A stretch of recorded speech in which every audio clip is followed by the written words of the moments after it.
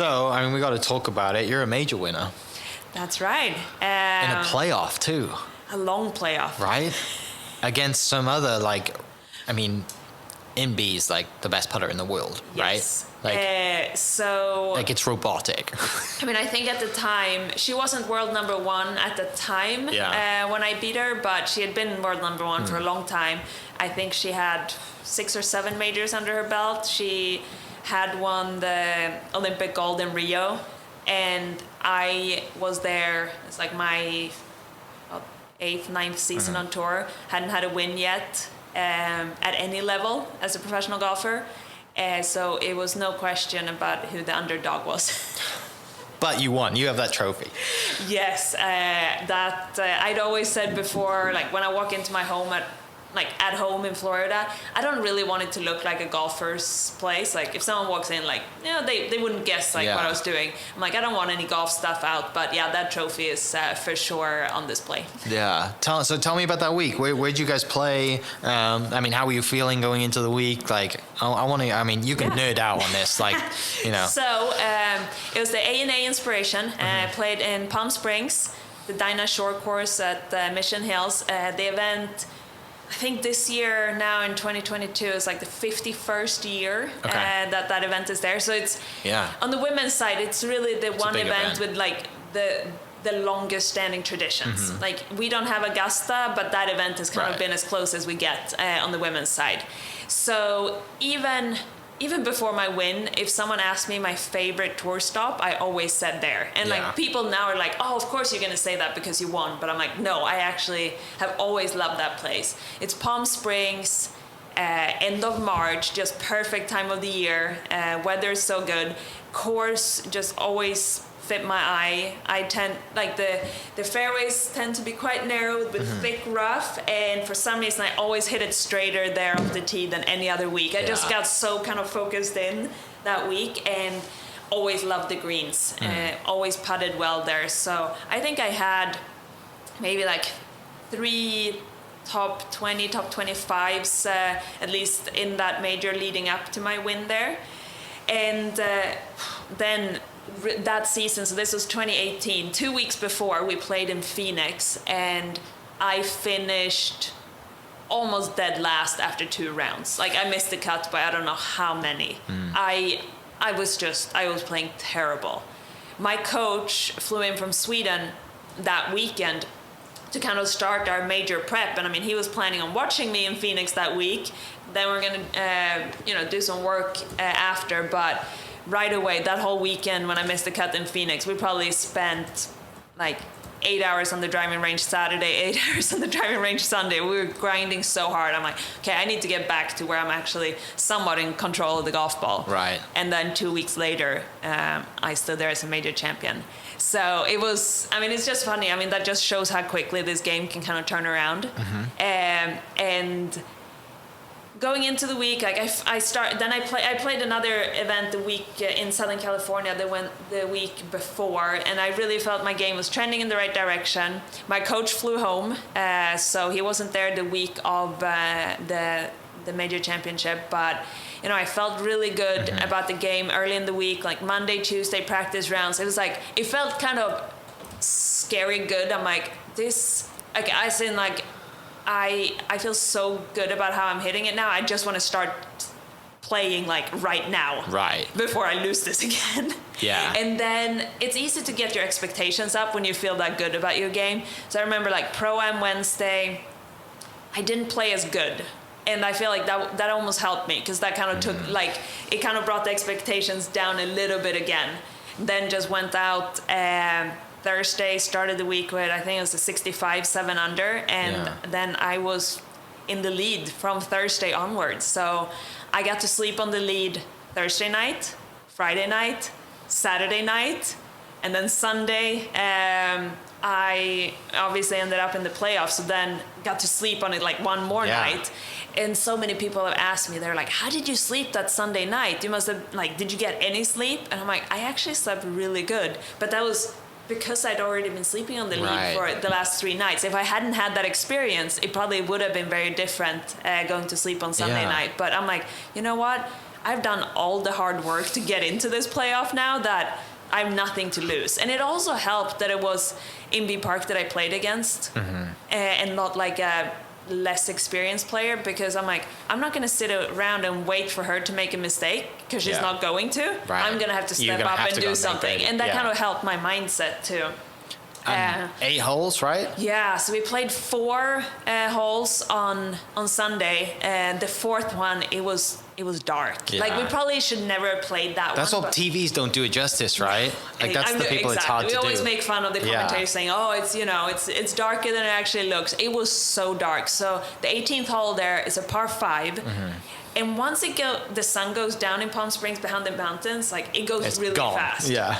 So they asked us after, I guess, 3 playoff holes, like, do you want to play one more? It was up to me and Inby. And I think we were both so in the moment, just wanting to win it right there and then, that we're like, yes, both of us. Like, right. But by the time, it's a par 5, so by the time they shuttle us back to the tee, hitting a drive, it was straight into the wind, so none of us could reach it. We're laying up. I mean, it's a lot later, like, it's so dark. Yeah. So thanks to the electronic scoreboard on 18, that gave us some light. They brought in like another couple of lights too. But I'm looking back at it, I'm so glad that we both made par and moved on, because I feel like if Losing someone would that have way. like won it or lost it in the dark, it would have kind of been controversial. Like, they shouldn't have played, like, it wasn't fair. Right. So it worked out good. And then it came back Monday morning. Now we're finally playing the 10th hole, because we played 18 4 times on Sunday, and it's a sudden death. So we keep going. We played 10, 17, 18.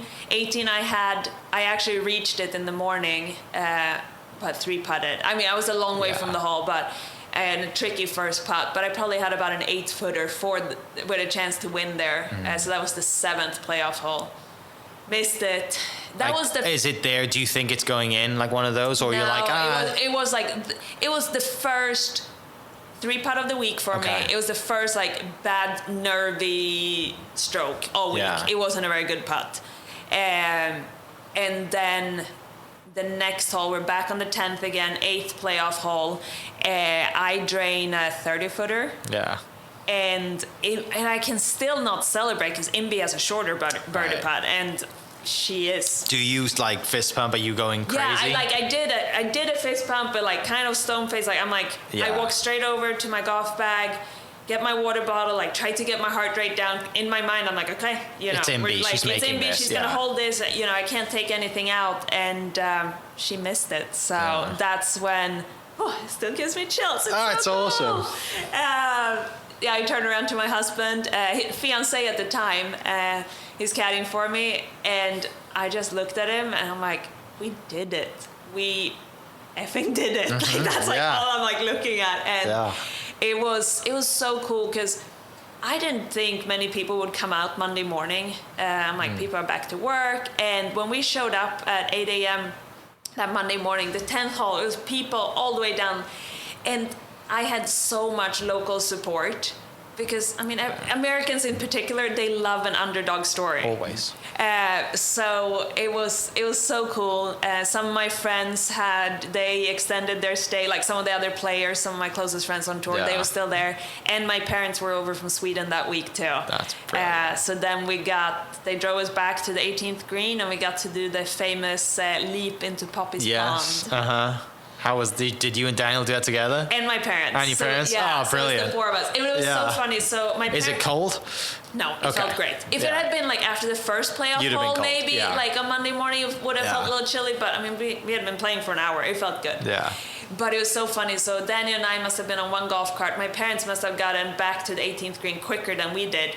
And like, I haven't talked to them about like jumping in. Yeah. They're standing there without their shoes. They're like ready. Like, come on, let's go. And then as we're on the cart driving back to the 18th green, Daniel looks at me. He's like, "So, what are we doing? Like, what kind of jump?" I'm like, "I don't care. We're just jumping. As fast and as far as possible." Exactly. Yeah. I'm like, I put no thought into this. He's like, "No, I'm diving." I was like, okay, yeah, I'm not like, no. This Like, is not how deep is this pond right now? Like, you don't want him to come up with a broken nose. Yeah, right? it's like 4 feet. So not diving, No, not diving. it's yeah. like they're pretty big signs where it's like no diving, Yeah. like all along it. And little did I know at the time. So he slept terrible Sunday to Monday. Like he could not sleep. So he, at about 3 a.m, apparently, I'm a good sleeper, so I didn't know any of this. He woke up, he didn't want to wake me up. So he went into the bathroom in our hotel room, sitting in there, Googling like best jumps into Poppy's Pond at 3 a.m. in the morning. So he's like, and he realized that no one has ever dove. Okay. Yeah, so that's, So he went all he's in. like, okay, that's what I'm gonna do. Then he's like, you have had 4 days on the golf course to shine. Like, this is my moment.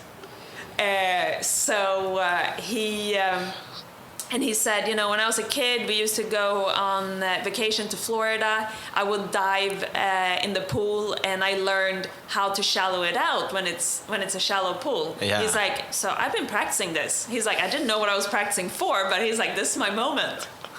So me and my parents, we kind of just jumped, nothing special, but yeah, that was Daniel's moment. I have some excellent photos, like still photos of like the whole thing.